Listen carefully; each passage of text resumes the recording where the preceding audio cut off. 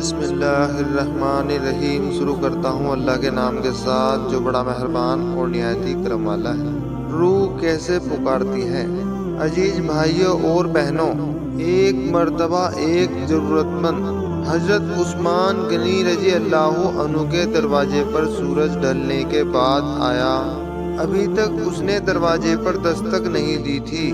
کہ حضرت عثمان غنی رضی اللہ عنہ کی آواز اس کے کانوں میں پڑی کہ آپ رضی اللہ عنہ اپنی بیوی سے شکایت کر رہے تھے کہ چراغ کی بتی موٹی ہے، یہ تیل زیادہ استعمال کرنے کا سبب بن رہی ہے۔ ضرورت مند نے یہ سنا تو وہ سوچتا ہی رہ گیا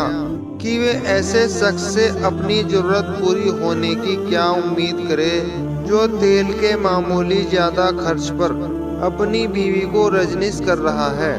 مگر اس نے ارادہ کیا کہ ضرورت بیان کر کے دیکھوں تو صحیح، شاید کچھ مدد کر ہی دے، اور دروازے پر دستک دے ڈالی۔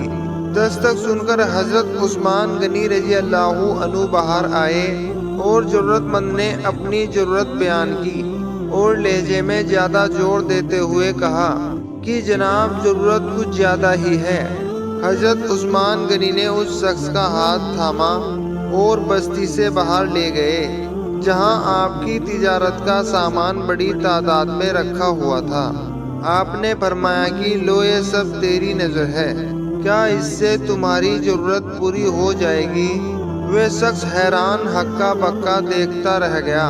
چنانچہ اس نے عرض کیا، حضرت یہ سب کچھ میری ضرورت سے زیادہ ہے۔ امیر المومنین نے فرمایا، مجھے خوشی ہے کہ یہ تمہاری ضرورت سے کم نہیں۔ اس شخص نے کہا، حضرت ایک بات بتائیں، چراغ کی بتی ذرا موٹی ہو جانے پر آپ اپنی زوجہ محترمہ کو سرزنش کر رہے تھے، حالانکہ چراغ میں موٹی بتی رکھنے پر شاید 1 درم کا تیل بھی استعمال نہ ہوتا، وہ تو آپ کو گوارا نہ ہوا، یہاں پر ہزاروں کا سامان مجھے بلا تامل دے رہے ہیں۔ تب آپ رضی اللہ عنہ نے فرمایا، بھائی چراغ میں تیل کا زیادہ خرچ ہونا اسراف اور فضول خرچی ہے، اور زیادہ اسراف اللہ کو پسند نہیں، اور مجھے اللہ کے حضور اپنے اعمال کی فکر رہتی ہے، وہاں مجھے فکر اعمال لاحق تھا اور حساب کا خوف تھا، اس لیے میں نے رجنش کی، اور یہاں یہ سامان میں نے تمہیں اللہ کی خوشنودی کے لیے صدقہ دیا ہے، اس پر اجر کی امید ہے۔ ناظرین، حضرت ضحاک سے روایت ہے کہ نبی کریم صلی اللہ علیہ وسلم نے فرمایا کہ میت پر سب سے زیادہ سخت حالات اس وقت ہوتا ہے جب غسل دینے والا اس کو نہلانے کے لیے آتا ہے، اس کی انگلی سے انگوٹھی اتارتا ہے، جسم سے لباس اتارتا ہے،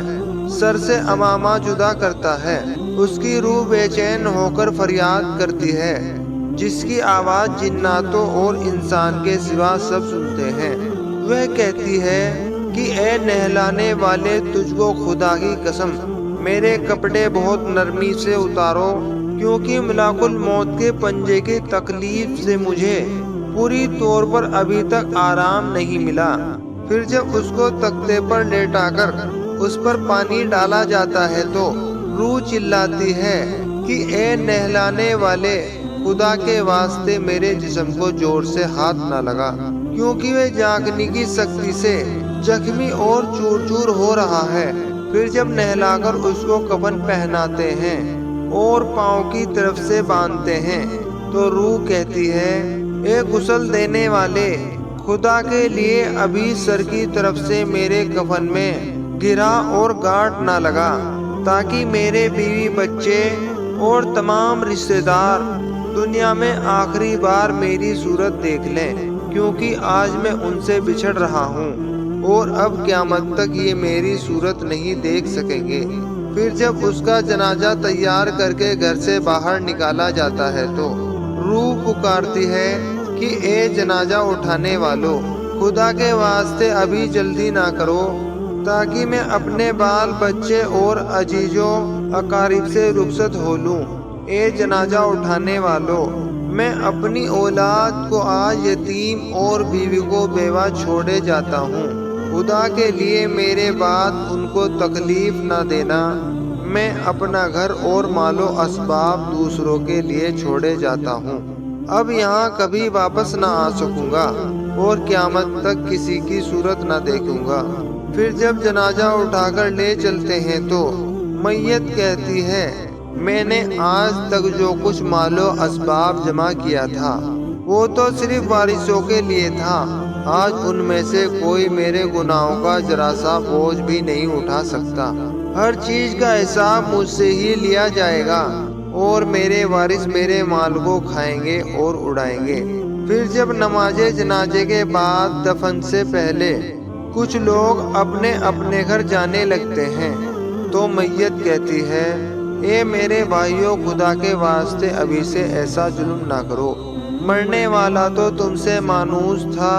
اور تمہوں کی دفن سے پہلے ہی لوٹے جاتے ہو۔ پھر جب اس کو قبر میں اتارتے ہیں تو میت کہتی ہے کہ اے میرے وارثوں اور ترکہ پانے والوں، میں نے جو کچھ مال جمع کیا تھا وہ سب تمہارے لیے چھوڑا، خدا کے لیے تم مجھ کو دعائے خیر سے بھلا نہ دینا۔ بزرگان دین کا قول ہے کہ آخرت کی منزلوں میں سب سے پہلی منزل قبر ہے۔ اگر اس منزل میں انسان کو نجات مل گئی تو اس کے بعد کی منزلیں بہت آسان ہیں، اور اگر یہاں عذاب میں مبتلا ہو گیا تو آگے چل کر اس سے بھی زیادہ سختی ہوگی۔ حدیث شریف میں ہے کہ مردہ قبر میں ایسا ہے جیسے کوئی شخص پانی میں ڈوب رہا ہو اور مدد کے لیے فریاد کرتا ہو۔ مردہ ہر وقت اپنے ماں باپ اور بہن، اولاد اور دوست وغیرہ سے اپنے لیے دعائے خیر کا منتظر رہتا ہے۔ جب اس کو اس کے پسندگان کی طرف سے کوئی تحفہ ثواب پہنچتا ہے تو وہ اس کے لیے تمام دنیا اور جو کچھ دنیا میں ہے اس سے محبوب و مرغوب ہوتا ہے، اور اللہ تعالیٰ اس کے رشتہ داروں کی دعائیں خیر کے ثواب کو قبرستان والوں پر پہاڑوں کے برابر داخل فرماتا ہے۔ موت ایک دروازہ ہے جس میں سب لوگ کو داخل ہونا ہے۔ حضرت عثمان غنی رضی اللہ عنہ جب کسی قبر پر جاتے تو اتنا روتے کہ ان کی داڑھی مبارک آنسوؤں سے تر ہو جاتی۔ آپ سے پوچھا گیا کہ آپ جنت و جہنم کا تذکرہ کرتے ہیں تو نہیں روتے مگر قبر دیکھ کے روتے ہیں، ایسا کیوں؟ کہنے لگے، رسول اللہ صلی اللہ علیہ وسلم کا فرمان عالی شان ہے کہ قبر آخرت کی پہلی منزل ہے، لہٰذا اگر مرنے والا اس میں نجات پائے تو بعد کی منزل اس سے کہیں زیادہ آسان ہے، اور اگر اس کی تکلیف سے نجات نہ پائے تو بعد کے مسئلے اس سے بہت زیادہ سخت ہیں۔ مزید فرمایا کہ رسول اللہ صلی اللہ علیہ وسلم کا ارشاد ہے کہ میں نے کبھی کوئی منظر نہیں دیکھا مگر قبر سب سے زیادہ سخت ہے، کیا ہمارے لیے ان قبروں میں عبرت نہیں ہے؟ محترم ناظرین، مالدار، فقیر، طاقتور اور کمزور، سبھی طرح کے مرے ہوئے لوگ دنیا میں لوٹنے کی خواہش کرتے ہیں، مال جمع کرنے اور مال تعمیر کرنے کے لیے نہیں بلکہ اس لیے کہ کاش ہمیں ایک نماز پڑھنے کی مہلت مل جائے، کاش ہمیں ایک دفعہ سبحان اللہ کہنے کی فرصت دے دی جائے، لیکن اب ناممکن ہے، بس اعمال نامے لپیٹ دیے گئے ہیں، روح جسم سے نکال لی گئی ہے، زندگی کی مہلت ختم ہو چکی ہے، اب ہر میت اپنے قبر کی مرہون ہو کر قبر میں پڑی ہے۔ حضرت علی رضی اللہ عنہ کی خدمت میں ایک شخص حاضر ہوا اور پوچھنے لگا، اے امام علی، قبر میں انسان کی پہلی رات کیسے گزرتی ہے؟ تو حضرت علی رضی اللہ عنہ نے فرمایا کہ میں نے اللہ کے رسول صلی اللہ علیہ وسلم سے سنا ہے کہ انسان کی سب سے مشکل رات قبر کی پہلی رات ہوتی ہے، جب دوسرے انسان اور اس کے دوست، عزیز و اقارب اور رشتہ دار اسے دفن کر کے چھوڑ کر چلے آتے ہیں تو وہ انسان روتا رہتا ہے، ہر ایک دوست کو بلاتا ہے اور انہیں روکنے کی کوشش کرتا ہے کہ مجھے چھوڑ کر نہ جاؤ، لیکن افسوس اس کی آواز کو کوئی نہیں سنتا۔ حضرت ابو سعید رضی اللہ عنہ سے روایت ہے کہ حضور اکرم صلی اللہ علیہ وسلم نے فرمایا کہ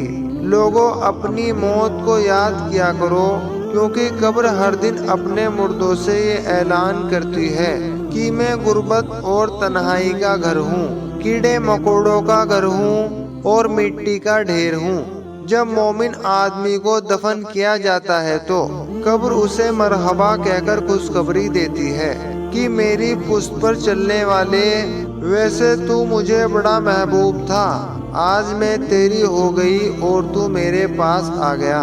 آج میرا احسان دیکھ۔ یہ کہہ کر قبر کشادہ ہو جاتی ہے اور جنت کا دروازہ کھول دیا جاتا ہے، جہاں سے اس کو تازہ ہوا آتی ہے۔ حضرت ابو ہریرہ رضی اللہ عنہ کا بیان ہے کہ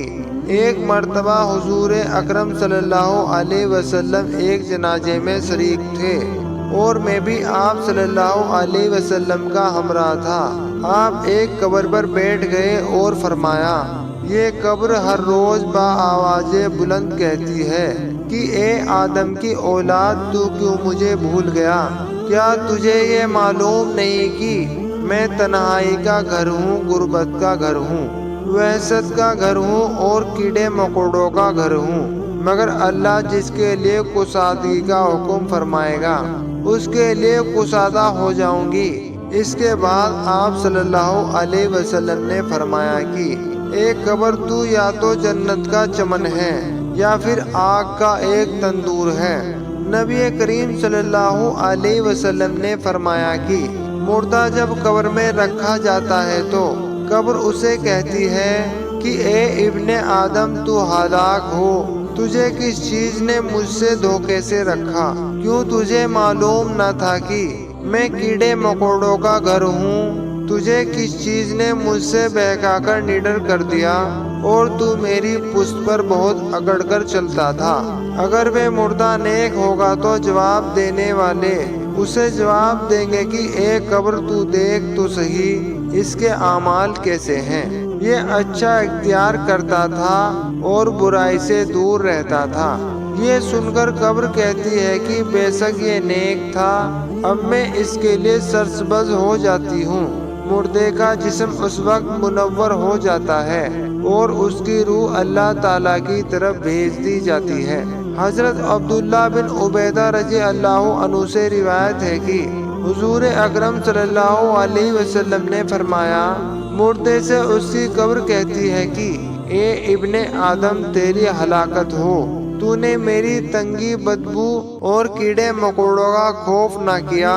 اس لیے تو نے ان چیزوں سے بچنے کے لیے کوئی تیاری نہ کی۔ برے اعمال والے مردے سے قبر کہتی ہے کہ تو نے میری تاریکی، میری وحشت، میری تنہائی، تنگی اور میرا غم تجھے یاد نہ رہا۔ اس کے بعد قبر اس کو جکڑ لیتی ہے اور فرشتے اس کو ہتھوڑے سے ایسے مارتے ہیں کہ اس کی پسلیاں ادھر کی ادھر ہو جاتی ہیں۔ پھر دوزخ کی کھڑکی اس پر کھول دی جاتی ہے اور وہ مردہ یوم حشر تک اس عذاب میں مبتلا رہتا ہے۔ مرنے کے بعد ہر مردے کو صبح اور شام اس کا ٹھکانہ دکھایا جاتا ہے۔ فرشتے جنتی انسان کو جنت دکھا کر خوشخبری دیتے ہیں اور جہنمی کو جہنم دکھا کر اس کی حسرت اڑاتے ہیں۔ پیارے دوستو، یہ ویڈیو آپ کو کیسا لگا کمنٹ کر کے کمنٹ باکس میں بتائیں، اور ویڈیو اچھا لگا ہو تو ویڈیو کو لائک، شیئر اور سبسکرائب ضرور کریں۔